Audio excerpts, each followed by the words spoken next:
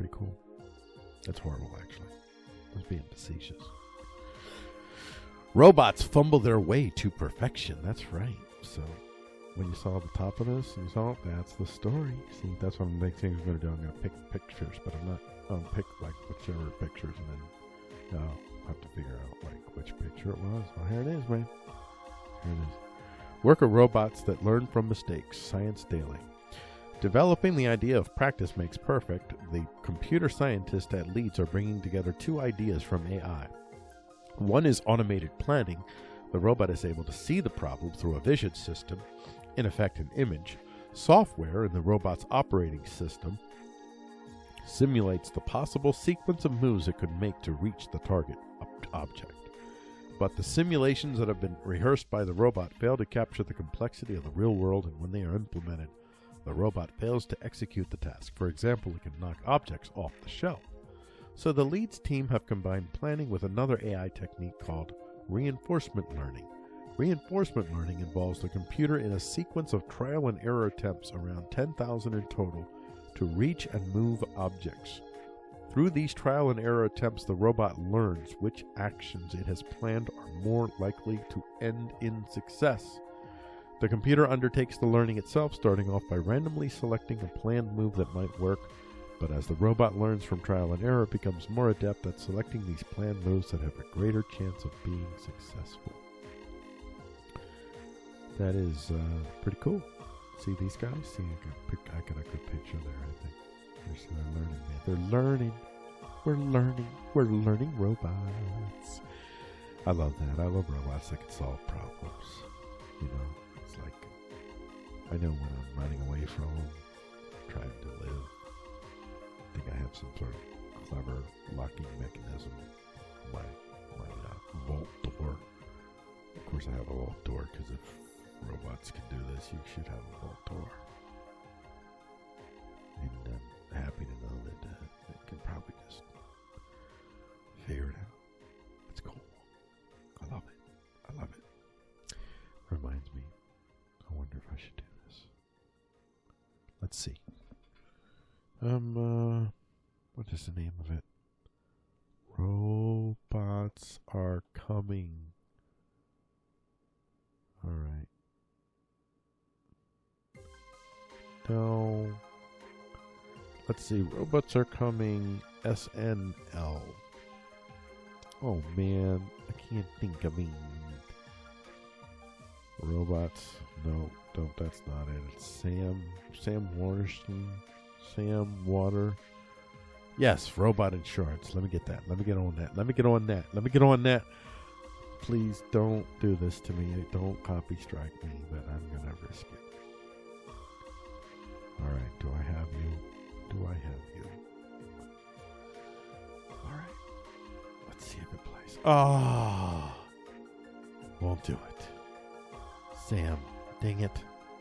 Well, anyway, check that out when you can. Check out the robot insurance. And you know what I'm talking about. You know what I'm talking about, ladies and gentlemen. It's time to get robot insurance.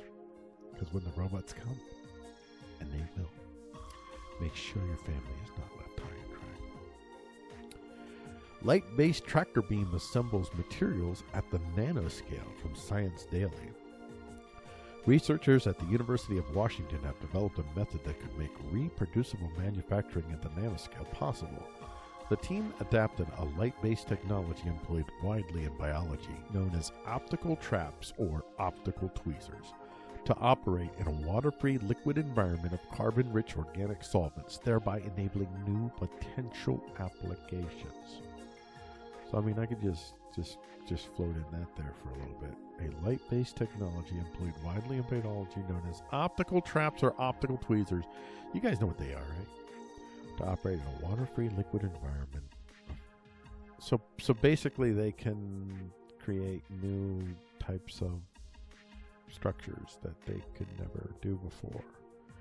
As the team reports in a paper published on October 30th in the journal Nature Communication, the optical tweezers act as a light-based tractor beam that can assemble nanoscale semiconductor materials precisely into larger structures. Wow. They can assemble semiconductor materials precisely, and so they can just create stuff.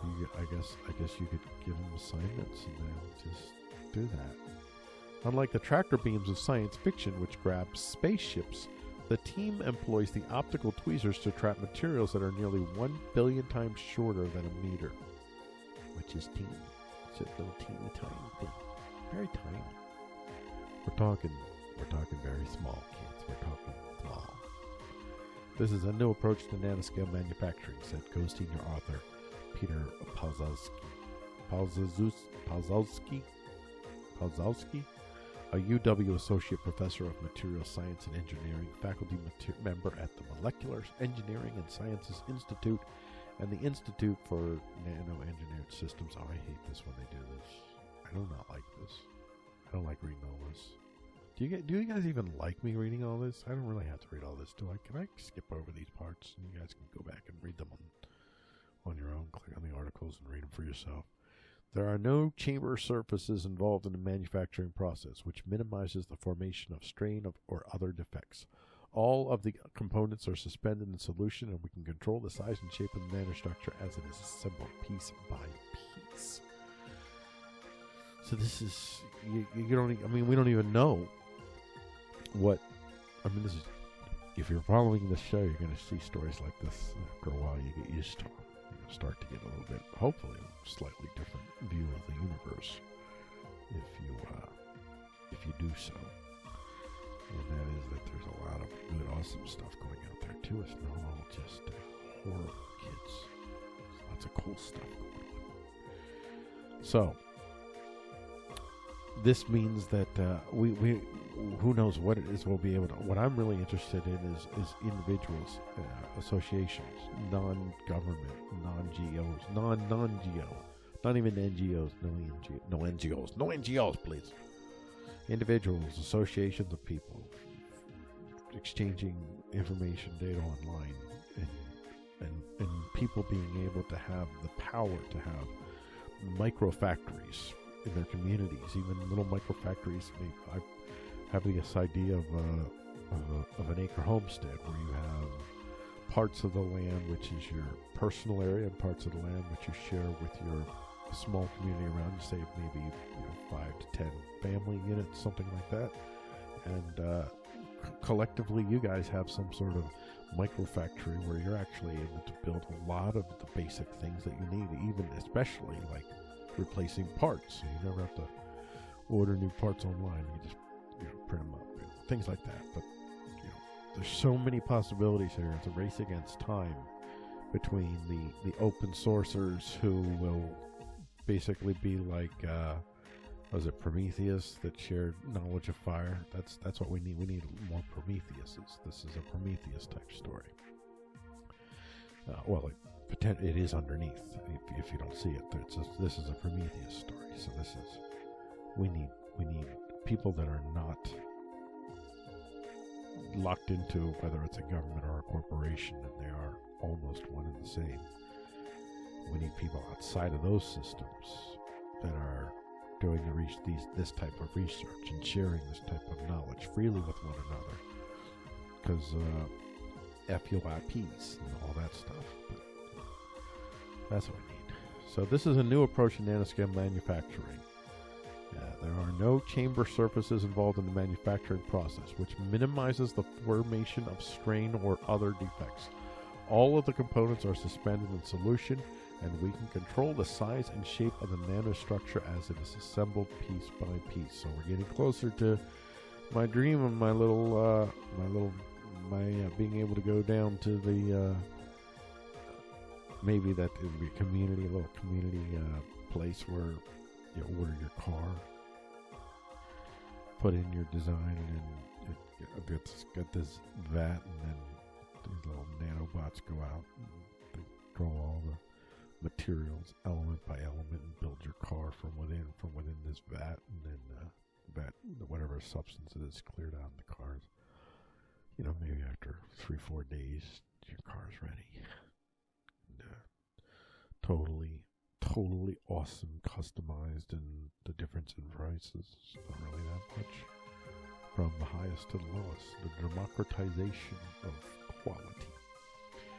But we're talking about the democratization of quality, folks. That's what those bubbleheads on top fear. Well, I won't say they fear that more than anything, but that's definitely what I think they fear. Matter of fact, if they ever get to, there have been times in history where there's been democratizations of quality, like right after the plague in 1300s England. All of a sudden, all these rich peasants were uppitys, like able to afford the same quality as kings, and so they literally passed these what are they called, sumptuary laws or something like that, prohibiting them from being able to wear this quality. Since they could access it, they couldn't have that. That's what we're talking about here, folks. I mean, this is why I'm doing this show in part. So I have stories like this that give me opportunity to share these insane thoughts with you. So we are about 2 hours in, and I thought about doing 3 segments, and now I think both of these segments were kind of longish, so we're not going to do a 3rd segment, folks. It's not going to happen. Sorry.